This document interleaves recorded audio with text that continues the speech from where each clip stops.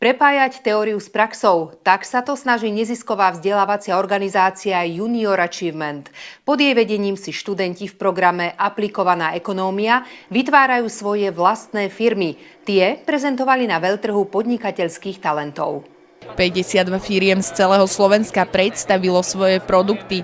Firmy boli reálne, avšak ich tvorcovia boli študenti stredných škôl. Tí pracujú s organizáciou Junior Achievement a pretvárajú svoje nápady na podnikateľskú realitu. Sme tu už 32 rokov na Slovensku a učíme teda deti finančnú gramotnosť, podnikanie, podnikavosť. A keď sme pri tom podnikaní a podnikavosti, tak ten veľtrh sa týka práve tejto možnosti.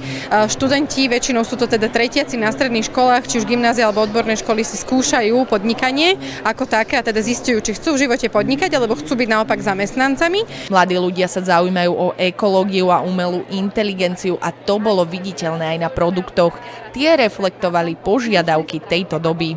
My sme prepojili tradičnú spoločenskú hru, ktorá zaujíma staršie generácie, s novou technológiou, s umelou inteligenciou, ktorú si otvoríte iba na webovom prehľadači ako Google, a takto môžete hrať bez generačného rozdielu. Hráte vlastne so starými rodičmi, môžete hrať s deťmi, vnúčatami, kľudne. Ide o to, aby ste si mohli sadnúť spolu za stôl a hrať spolu spoločenskú hru, ktorá bude baviť každého. Vyrábame loptičky do sušičky a ekologické vône do skriň.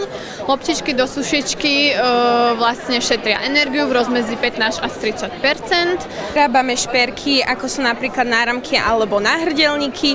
Z tohto programu vzýšlo množstvo podnikateľov, napríklad spoluzakladateľ Kníhkupectiev či napríklad aj starosta Ružinová. Väčšina študentských firiem by chcela v podnikaní pokračovať. Výsledky sú viditeľné už na predajoch a hlavne naši zákazníci nám poskytujú stále spätnú väzbu a tá motivácia v týme ma ani neuvažujem nad tým, že by sme zastavili, pretože celý tým, celá firma je motivovaná k výsledkom a chceme vyvíjať nové hry, chceme vyvíjať ďalšie updaty a nechceme možno zradiť našich zákazníkov. Baví nás to, vieme sa v tom tak vyžiť.